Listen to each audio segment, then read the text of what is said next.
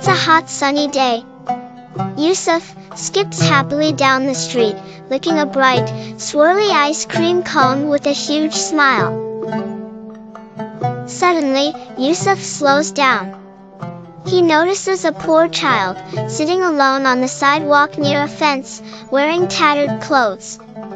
The child's eyes are wide and fixed on the ice cream. He doesn't say a word, just watches quietly. Yusuf looks at his ice cream, then back at the poor child. Yusuf's smile fades as his heart starts to feel heavy. Yusuf takes a few slow steps forward, then pauses. You can see the decision forming in his eyes.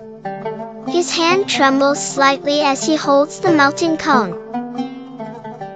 Then, he walks straight up to the poor child. Without a word, he gently places the ice cream into the child's hands. The poor child looks up, shocked, then smiles the biggest smile you've ever seen. Yusuf smiles too, this time a different kind of smile.